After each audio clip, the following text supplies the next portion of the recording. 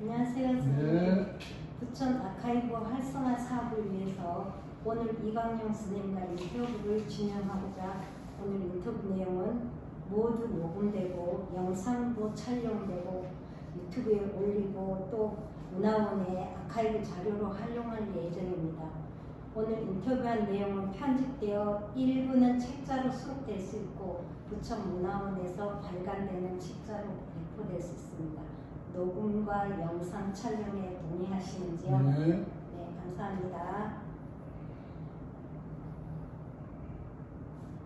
오늘 이광용 선생님 생애와 부천의 역사에 대해서 듣고자 부천문화원으로 모시고 인터뷰를 진행하고자 합니다.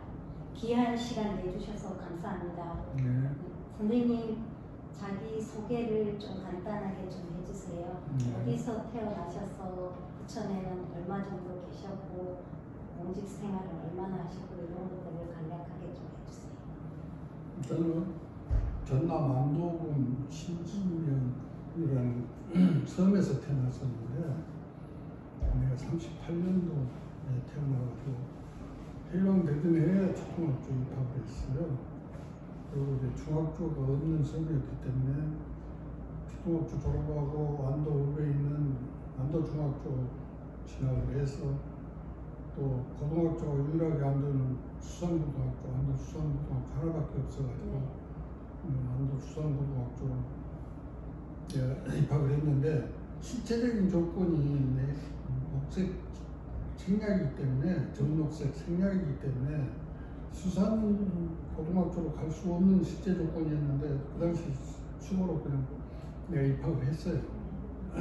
왜 그러냐면 그 당시에 신입생이 미달되기 때문에 무조건 신체검사를 보고 생략하고 다 입학을 활용해가지고 안도 수고를 이제 졸업하고 해양대학교로 가려고 신체검사 해보니까 생략이라 그래가지고 해양대학교 이제 지나가 못하고 한 2년 방황하다가 육군에 입대를 60년 9월 8일날 육군에 입대해가지고 논산 훈련소에서 훈련을 마치고 병가가 뭐가 있는지도 몰랐는데 공병병가를 내가 받아가지고 팀에 가서 한 6개월 또 공병학교에서 훈련을 받고 주특기를 중장비 부속 보급반 주특기를 받아가지고 한남동에 있는 1200의 거공단에서 복무를 하게 됐는데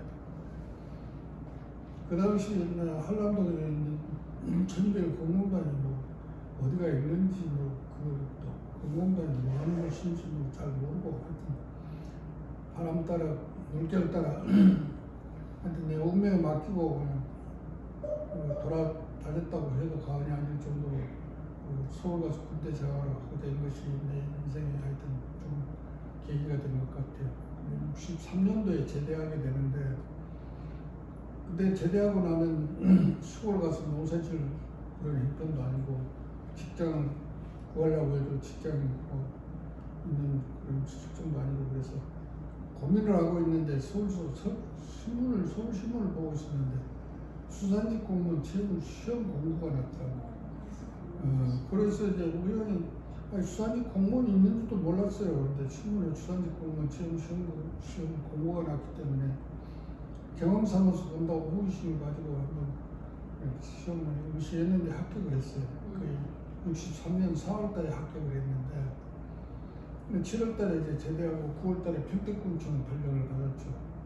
평택군청에 가서 수산직 행정을 이제 수행하면서 지금 평택 하항이 군항으로 지금 개발되어 있지만 그 당시는 어촌이었어요. 만월이라는 데서 주로 활동을 하다가 부정업 단속을 야산만에 있는 그 어장에서 부정업 단속을 좀 하는 것이 도에서 이제 인정을 받아가지고 옹진군청으로 발령을 받았어요. 그 옹진군청에 그 고대골이라고 이제 부정업이 성행해가지고 그 부정업 단속을 좀 하라고 해서 이제 옹진군청으로 발령하는 바람에 옹진군청에 가서 한 10년 근무하다가 내가 사무관 승진해가지고 이제 시흥군청 그 당시 군 당시죠. 시흥군청으로 발령을 받았는데 80년도부터 83년도까지 내가 시흥 근처 농산과장을 하면서 엄청 그때 논두렁 밭두렁으로 많이 돌아다녔죠. 그뭐 식전에 가서 테이블 동료도 하고 배우중에 방제 모내기 배배기 농사 짓다시피 하고 그런 총괄적인 책임 과장이었기 때문에 상당히 힘들었지만 그런 대로 이제 열심히 했는데 부천시청으로 83년도 12월 때 부천으로 발령이 났어요. 내가 뭐 원하지도 않았는데 도에서 이렇게 발령이 돼가지고 부천시청 오니까 청소과장 임명을 하더라고요. 12월 1일자인데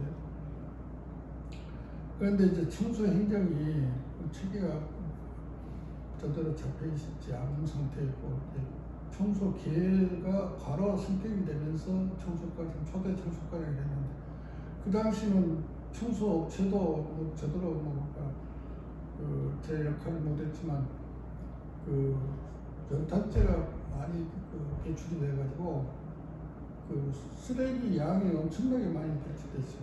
겨울에는 연탄재가 빌라 처마 밑에까지 쌓일 정도로 그렇게 이제 수거를 제대로 안 해주니까 민원이 엄청 많았죠. 그런데 또 그 당시에는 부천에 쓰레기 매립장이 없었어요. 분리수거할 당시도 아니고 그러니까 인천시 쓰레기 매립장에다가 보낼 정도로 이제 인천시하고 또 그 협력 관계 이런 때문에 상당히 청소과장의 역할이 법원의 업무보다는 쓰레기 매립장 확보하는 것이 더 힘들었어요.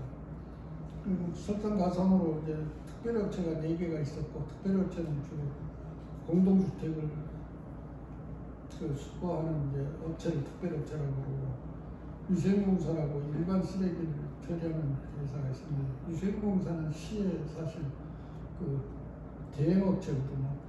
시에서 해야 되는 일을 민간인에 위탁해가지고 청소를 하는데 청소과장 이제 하다가 2년 동안 청소과장 하다가 주택과장으로 발령을 받았죠.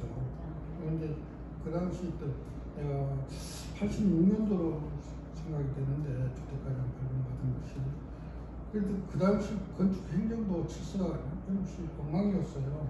그리고 그 당시 도시계에 또 이제 풍치지구가라고 있었는데 풍치지구는 40%를 녹지로 확보하게끔 그렇게 도시계획 입법이 돼가지고 풍치지구 40%를 확보하니까 이제 공터가 있으니까 그 불법으로 신축하는 그런 불법 건축 행위가 많은 성인이 됐고 그 다음에 주택과장 다음에 또 뭐 하시나요? 주택과장 다음에 새마을과장 했죠. 새마을과장 했는데 주택과장 당시에 내가 88 올림픽을 치르게 됐었는데 그 당시 88 올림픽 때 성화봉송 경인 고속도로에 오광동 지역에 상계동 철거민들이 와가지고 그 가건물 허가를 해주라고 농성을 이삿짐을 갖다 놓고 농성로 주변에다가 이삿짐을 갖다 놓고 가건물 허가를 해달라고 하는데 시장이 허용을 안 하니까 성화봉송 하루 전까지 그 문제가 해결이 안 됐었는데 제가 시장님한테 나한테 유임해달라고 해가지고 제가 상계동 철거민들한테 성화봉송 무사히 마치면 가건물 허가를 해주겠다.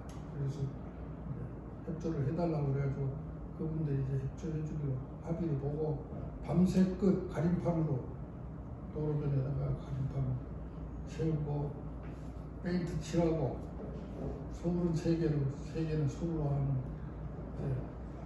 소위 구호를 다 멋있게 써놓고 그래서 무사히 성화봉송을 마치고 그 후에 이제 가건물 허가는 어민구 청장을 보고 해주라고 제가 시장 명의로 지시를 해서 무사히 민원을 해결하는 사례가 있습니다. 선생님 소개하시는 것만도 지금 엄청 많은 말씀을 해주셨는데 그 다음에 언제까지 부천에서 공무원으로 계신 거예요? 93년도 12월 달에 내가 퇴직을 했어요. 93년도 퇴직하셨고 93년도 그러면은 공무원은 부천에서 하신 건 그렇게 오래되신 건 아니네요. 10년. 예. 그 이제 이후로도 계속 부천에 사신 거죠? 그렇죠. 네, 그러면 부천에 가족들도 다 함께 같이 사신 건가요? 그렇죠. 아니 뭐 자식들은 다 결혼하고 해서 저희들끼리 살고. 그럼 송내동에 그 처음에 거주하셨다고 지난번에 말씀하셨는데 그러면 그때 송내동 모습이랑 부천 북부 쪽 그런데 모습이랑 지금이랑 비교했을 때 많이 변했죠. 많이 변했고 송내 일동도 지금 내면 아파트 들어서는 자리가 옛날 단독주택 지었었는데 그 재개발해가지고 이제 깨끗이 준비가 되고 하여튼 작동 저쪽으로 원정로 쪽으로 생각이 많이 변했죠. 그리고 그 내가 95년도에 초대 민선시장 네. 선거 때 무소속으로 내가 네. 입후보를 했었는데 그 당시 검찰 집권남용 때문에 긴급 구속돼가지고 지금 뭐 무죄를 내가 판결을 해달라는 재심 청구해서 지금 대법원에 계류 중에 있는데 그 내용은 지금 내가 이야기할 필요는 없고 그 당시 정치 환경이 검찰의 무소불위 권력을 행사했었어요. 그래서 정치인들도 검찰의 뭐 무법부당한 어떤 행위에 대해서 항의하거나 뭐 그런 환경이 아니었고 지금도 마찬가지지만 검찰 그 없는 죄를 만들어가지고 기소를 했더라고요. 95년도에 부천시장 출마하셨을 때는 부천의 어떤 발전을 위해서 뭔가 생각하고 계셨는지 소신이 있었기 때문에 네. 그때 그 임명직 시장은 사실 주민들보다도 네. 기자들을 더 의식을 했어요. 그 지역의 유지라고 할까. 그러니 상부의 눈치를 보고 행정을 했기 때문에 그 서민들보다는 우선 지역 유지들이라든지 또 기자들 그래서 무관의 재앙이라고 했어요.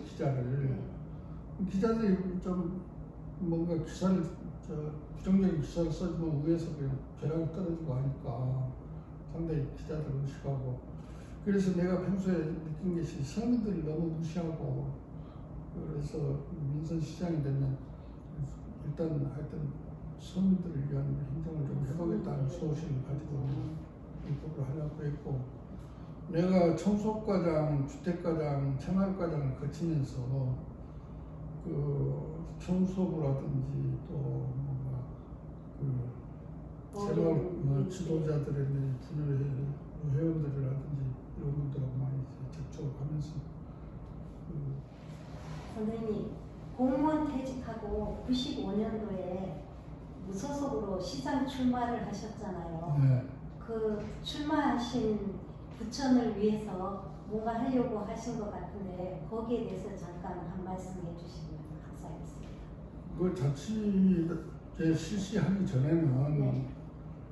소위 시장 군수들이 서민들을 의식하기보다는 지방 민지라든지 그 기자들을 의식하고 행정을 하는 것을 내가 목격하고 민선 시장이 돼가지고 서민들을 위한 행정을 한번 해보겠다는 그 내가 소신을 가지고 시장 출마를 했던 거고 사실 그 당시 그 모 당의 그 시장 후보자가 나보고 시장을 나오라고 또 종용을 하고 그래서 그래서 이제 뭐 또 진담반 농담반으로 평소에 이제 그런 대화를 하다가 한번 이제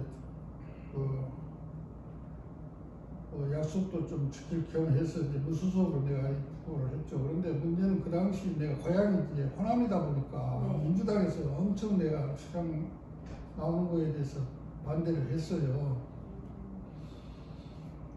그런데 이제 나는 이제 한번 나온다고 약속을 했기 때문에 뭐 사무실까지 준비해놓고 선거 운동을 하다가 그것도 포기할 수도 없고 그래서 이제 시장 입후보를 하려고 준비를 하고 있는데 부천시청 기자실에서 프로필 기사를 써주겠다고 사진하고 이력서를 가지고 오라고 연락을 했기 때문에 내가 사진하고 이력서를 그때 95년도 6월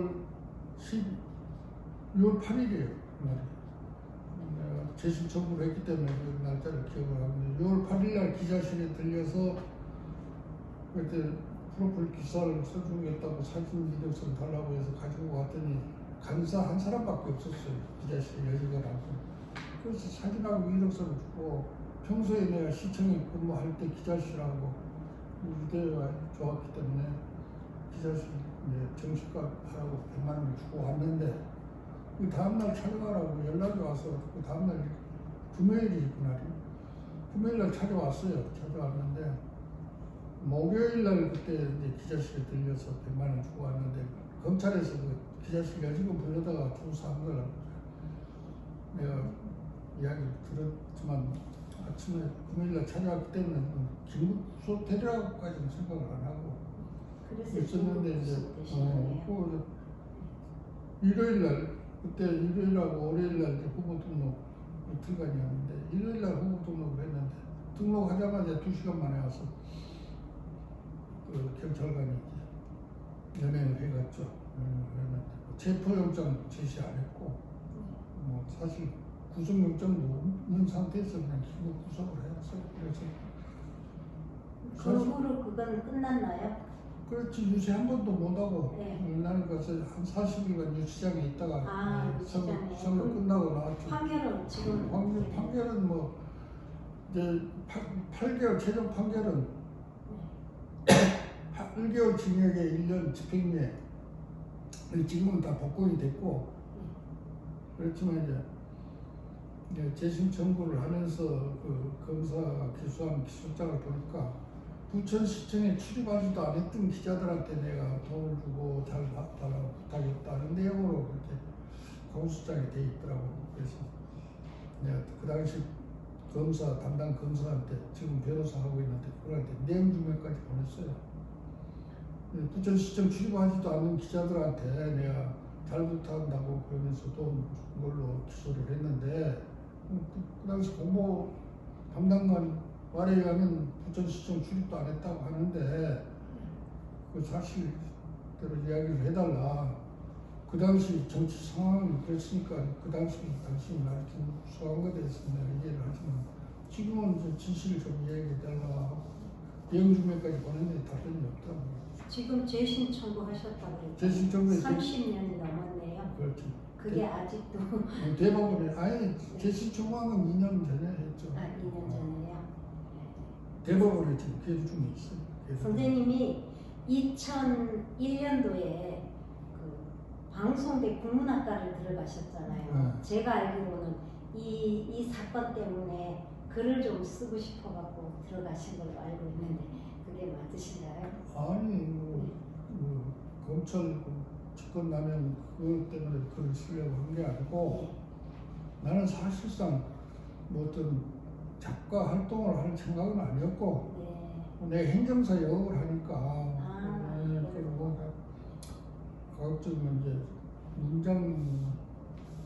문장력도 좀 개양하고 그리고 그 트레이닝 지금 죽게났어요 하는 그 자전거 그 동시를 보고 내가 좀 감동을 받았어요. 오길신 선생님. 오길신 선생님. 그래요. 네, 우리 초등학교 4학년 때인가 쓴 그 동이구나.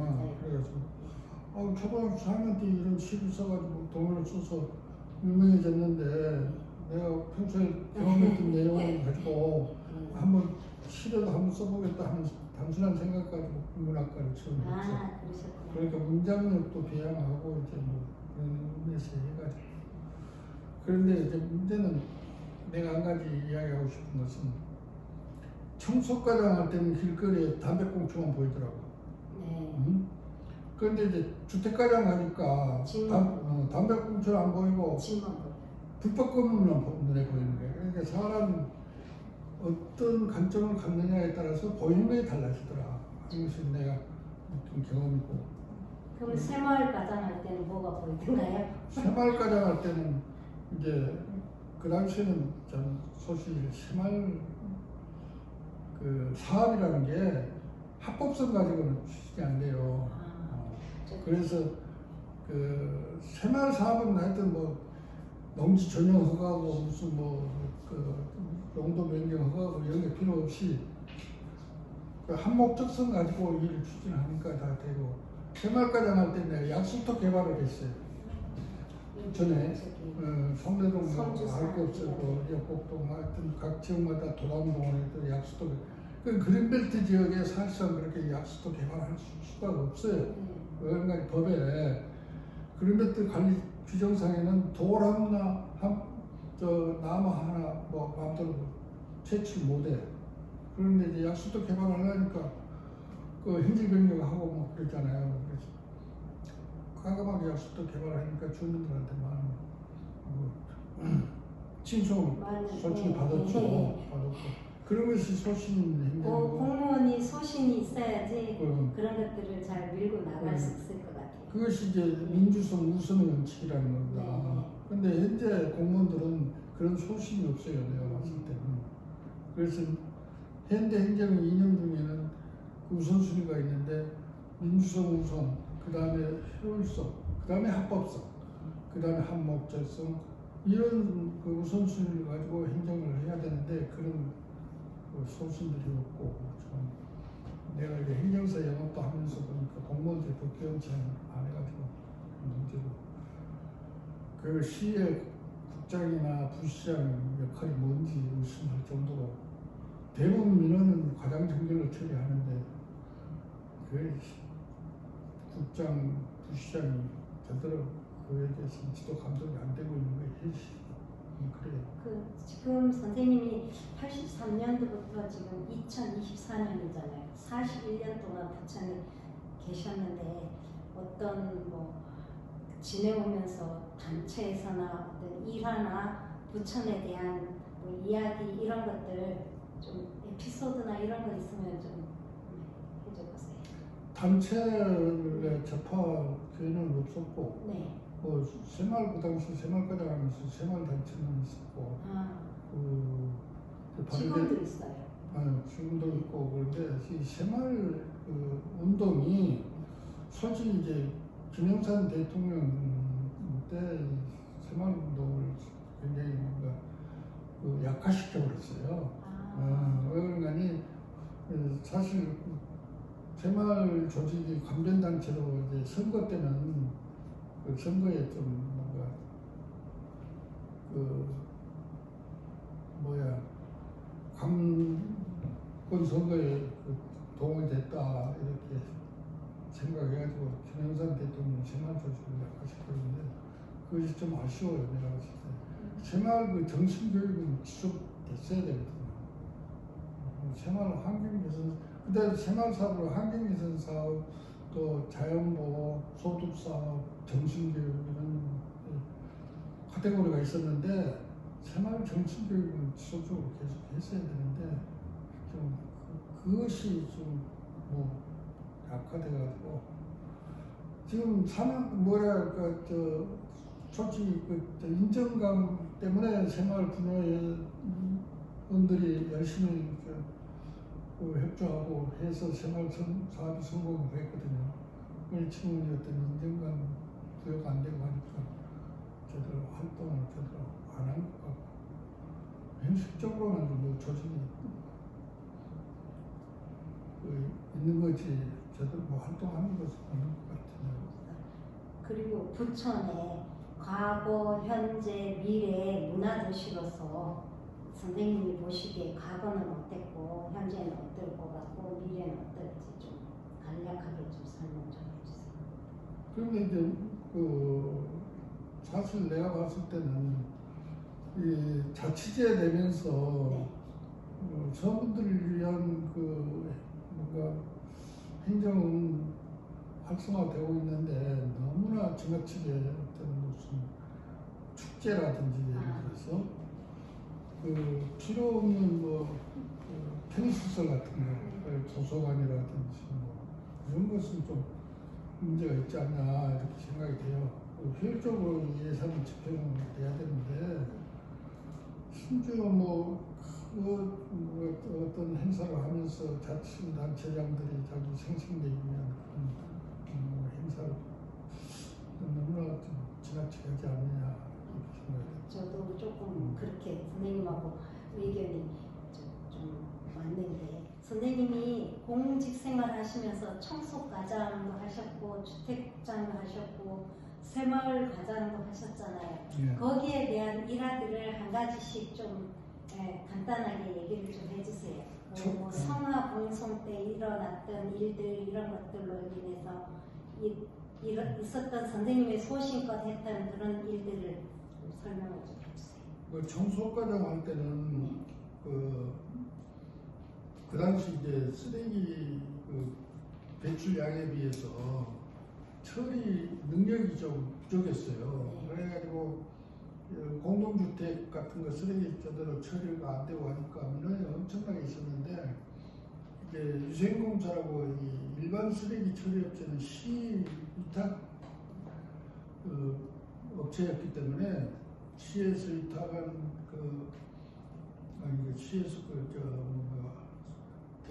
시 대행을 하는 업체이기 때문에 이제 특별업체하고 유생공사하고는 라이벌 의식을 가지고 서로 뭔가 좋지 않은 관계였는데, 내가 공동주택 쓰레기를 유생공사 차량하고 인부들 동원해서 수거해주고 그런 사례가 있었는데, 유생공사 사장이 나한테 항의를 하더라고.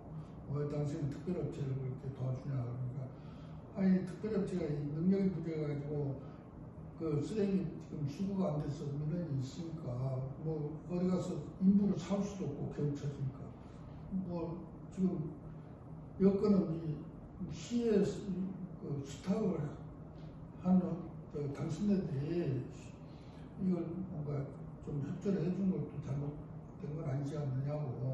그건 이제 내가 과감하게 이렇게 쓰레기를 처리한 사실이 있고, 쓰레기 처리장이 없어가지고 인천시에 가서 진짜 구걸하다시피 하고 항상 그렇게 해가지고 이제 쓰레기 처리를 했고, 또 가로 청소원들하고 일반 쓰레기 업체 청소업들하고 또 고물이라고 그랬어요. 그때는 재활용할 만한 쓰레기를 가로 청소원들은 자기들이 청소하면서 그걸 좀 별도로 수거해서 팔아야 이제 자기네들 부심이 생기는데, 유생공사 청소부들이 쓰레기 수거하면서 다 그걸 해버리거든요. 자기들 수거해버리면. 그러니까 그거 가지고 또 싸우는 거예요. 좀 화해시키고 좀 갈등을 해소시키는데 좀 에러가 있었고, 주택과장 할 때는 아파트를 짓다가 붙어나가지고 준공처리가 안 되는 아파트가 몇 군데 발생했었어요. 역곡동에 한도아파트, 고강동에 금강아파트. 이건 아파트 준공처리가 해줄 수가 없는 상황이 된 거라.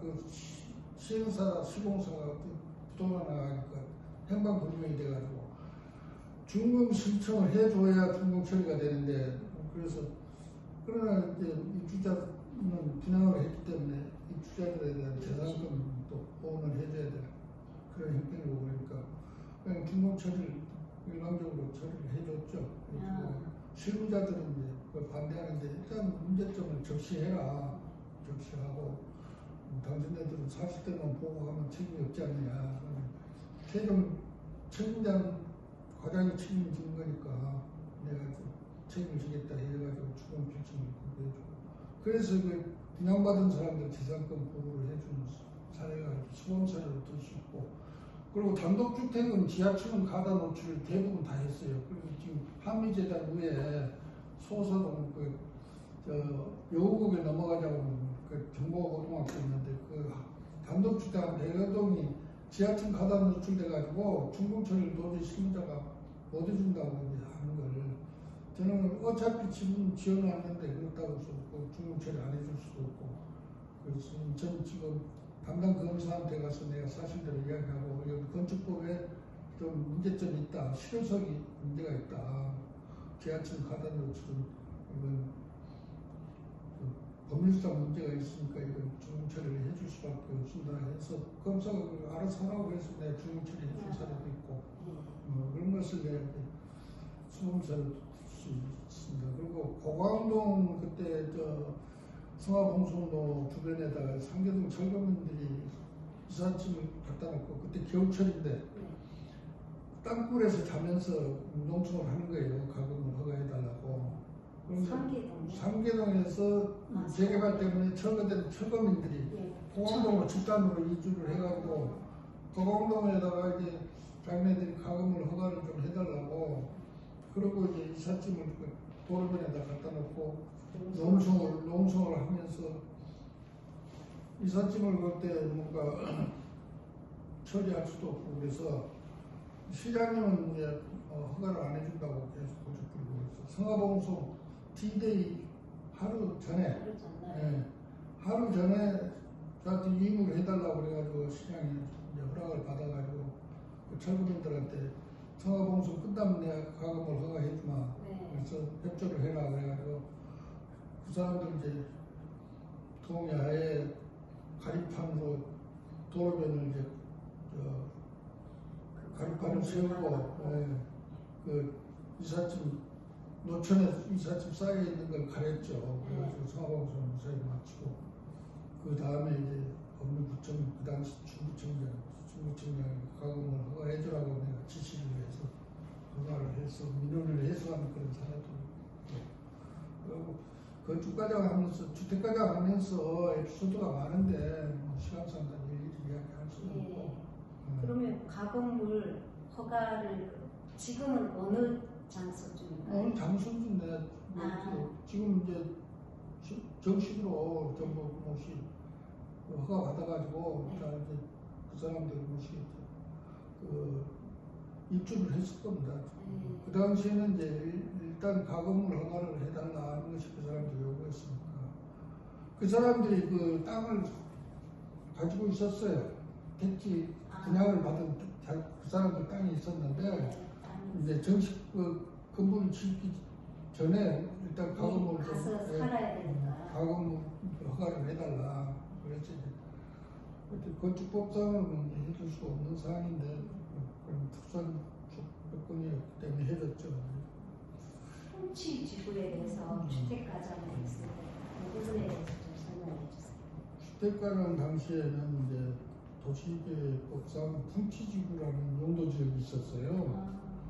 그런데 그 풍치지구 그 비율이 40%였어요. 예를 들어서 100평이시면 40평은 풍치지구로 확보를 해라. 그리고 나머지 60평 가지고 이제 건축을 하는데 뭐 주차 공간이라든지 뭐 실질적으로 건물이 들어올 수 있는 그런 뭐 건폐율이라고 그러죠. 그 건폐율은 뭐 사실 60%라고 하지만 풍치주기 때문에 불법 건물이 많이 성행했어요. 그러니까 여기 공간이 있으니까 풍치적으로 그걸 정수를 안 시키고 대부분이 다 거기다 무슨 불법 건물을 건축해가지고 뭐 세를 준다든지 그 당시에는 주택보급률이 형편없이 저조하니까 하여튼 사람이 살 수 있는 공간만 있으면 사람이 들어가서 하니까 그래서 그 불법 건물이 많이 발생했는데 주로 이 계안동 지역, 역곡동 이런 지역에 풍치지구가 많았어요. 그런 것이 좀 지금은 이제 풍치지구나 그런 용도 지역이 없어졌는데. 그럼 부천에서 한 40년 동안 사셨으면서 맨 처음에 왔을 때랑 가장 많이 변한 곳이 어딜까요? 가장 많이 까치, 작동, 여월동 그쪽이죠. 제가 알기로는 산동도 원래 다 논이었죠. 농지였죠. 네네네. 거기는 뭐 산동. 그 신도시 개발하면서 전부 농지가 됐죠. 근데 제가 옴부즈만 그때 하나의 에피소드를 이야기할게요. 네, 옴부즈만. 그 은혜시장 당시에 내가 이제 퇴직하고 옴부즈만 한 일이 있었는데 그 당시 상동 택지 개발하면서 그 점포를 가지고 있던 사람들한테 딱지를 6평 내지 8평 그 딱지를 줬어요.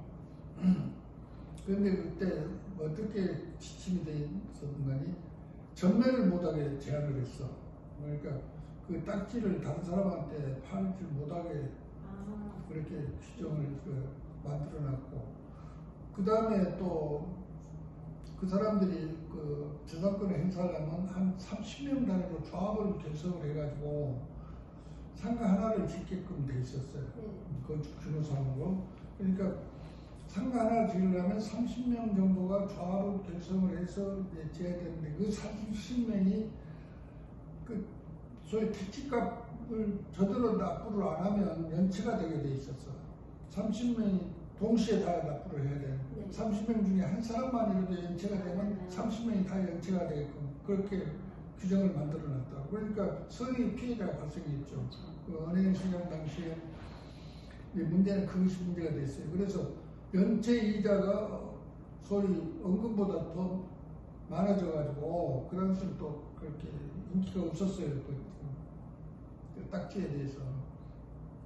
그래서 그걸 이제 내가 업무주무할 때 이제 원수장님이 한번 그 해결을 할 수 있는 방법을 한번 검토해보라고. 그래서 검토해보니까 그러니까 전매를 못하게 규제한 것은 과잉 규제고, 그리고 30명이 동시에 다 똑같이 상환을 해야 연체가 안 되는 그것도 과잉 규제고, 그래서 이 과잉 규제 금지 연칙이 이게 됩니다.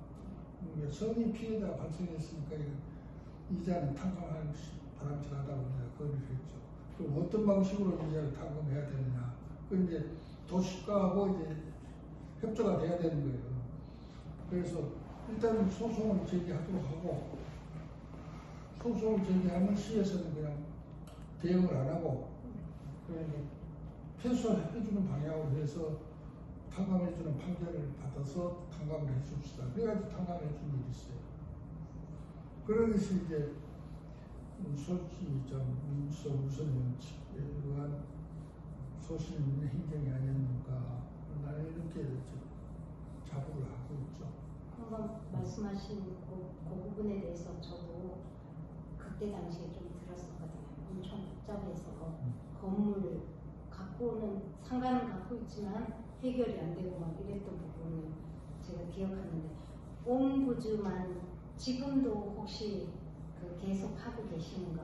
업무주만은 다른 사람이 하고 있죠. 다른 업무주만 그 시장이 바뀔 때마다 바뀌니까. 근데 이게 업무주만하고 감사 기능하고 이해를 못하는 사람들이 대부분일 텐데, 감사 기능은 합법성 위주로 접근하는 겁니다. 위법을 했느냐 안 했느냐. 업무주만은 합법성 위주로 접근하면 해결이 안 돼요. 민주성 우선 원칙에 의해서 접근을 해야 돼요. 그게 합법성이 좀 제도가 됐다 하더라도 전체 주민에게 이익이 가는 방향으로 이것을 해결을 해야 된다는 것이 민주성 우선 원칙입니다. 그런 방향으로 접근해야 하는데, 옴부즈만 역할이 내가 봤을 때는 그 조사관들도 내가 봤을 때는 경험도 없고 사실 전문성도 없는 사람이 옴부즈만 하는 것이 좀 문제인 것 같아요. 내가 봤을 때는. 그래서 옴부즈만은 고도의 그 뭔가 경험이 필요하거든요. 행정 경험도 아예 기술인데 경험이 없는 사람들이 공무원들이 하는 행위에 대해서 옳고 그름을 시비를 가린다는 것이 좀 문제가 있어요. 그 부천이 1기 신도시잖아요. 1기 신도시 때 혹시 여기 공직자로 계셨을까요? 1기 신도시 때는 내가 공직자 아니었고 퇴직한 후에 1기 신도시 추진을 했는데, 추진 당시에는 내가 있을 때였어요. 그때 공영개발사업소장이 있었는데, 이제 그 추진 당시에 그 좀 기획하고 뭐 이렇게 하는 것이 이제 제 행정적인 절차를 밟는 내가 공직에 있을 때고, 건물 이제 건축하고 시작한 것이 퇴직한 후인데, 내가 퇴직한 후에 그 상동의 축산농가들에서 폐업 보상을 내가 받아주게 한 그 사례가 있어요. 내가 퇴직하고 행정사 영업을 했거든. 행정사역을 했는데 상동에 그 축산농가들이 15농가가 있었어요. 그 다음 이제 토지공사라고 했어요. 토지공사에서는 휴업보상으로 보상을 해주겠다고 결정을 했는데 폐업보상하고 휴업보상하고 차이는 8배 차이가 나요. 그러니까 그 폐업보상은 2년치 보상을 해줘야 되고 자기들의 그 영업이익에 대해서 폐업보상은 휴업보상은 3개월치밖에 받아요. 그러니까 3개월치밖에 보상을 안 해주는 걸로 결정을 하면 내가 폐업보상 받게 됐는데 폐업보상을 받을 수 있는 이제 조건이 다 있죠. 이후 시군으로 우주할 수 없는 상황 뭐 이런 여러 가지 이유를 들어서 내가 폐업보상을 받게끔 해준 사례가 있죠. 그런데 내가 직접 한 게 아니고 그분들이 변호사를 선임하면 내가 변호사 사무장하고 내가 문서를 주고받으면서 소송 수행을 거의 하다시피 해가지고 폐업보상을 받게 준 그 혹시 중동에 신도시가 생기게 된 이유나 그 중동 신도시 계획이 이렇게 만들어진 배경에 대해서 기억나거나 아시는 게 있으면? 그것은 이제 국가 주택 보급률을 높이기 위해서 국가 시책에 의해서 이제 택지 개발을 하게 된 거죠. 그리고 이제 따지고 보면 토지개발공사라는 그 공기업이 또 일을 해야 되잖아요. 그 사람들 어떤 이윤을 추구하는 것이 목적이고. 그래서 근데 부천에서도 그 농지가 엄청 많았을 텐데 왜 하필 중동을 처음으로 정했는지 아시는 건 있으실까요? 국가적인 차원에서 보면 입지적인 조건이 좋잖아요. 서울 출퇴근하기도 좋고. 그래서 사실 이제 베드타운으로 이제 중동 신도시 개발한 거죠. 뭐 공장이 있었던 건 아니고. 그러니까 주택 보급률을 높이기 위해서 택지 확보 차원에서 이제 국토부에서 계획을 한 거예요. 사실. 시 자체적으로 그걸 계획한 건 아니고 국토부 정부 방침에 의해서 그렇게 한 거고. 신도시가 들어온 다음에 부천이 엄청나게 많이 변화했을까요? 유지가 됐고 사실상 그 토지 이용도 재고도 많이 됐고 그 바람에 이제 경제 활성화도 됐다고 봐야죠. 뭐 세수 증대도 됐고 부천시로 봐서도 택지개발 그 농지로 뭐 보존해가지고 전속한 것보다는 개발한 것이 부천시로 봐서도 바람직한 거고. 네, 그러면은 마지막 질문 하시고. 장시간 동안 인터뷰 응해주셔서 감사드리고요. 선생님께서 가끔 문중 모임에도 가시고 하는데 후손들에게 좀 하고 싶은 말 있으면 한번 해주세요. 요즘은 뭐 옛날 이제 가치관이 많이 변해가지고 자식들도 이제 부모 말 잘 안 듣는 시대고. 그런데 제가 이제 전주시 해운대구파인데 그래서 그 왕족이라는 자부심을 가지고 나도 공주 생활을 했어요. 솔직히. 그런데 물론 이제 그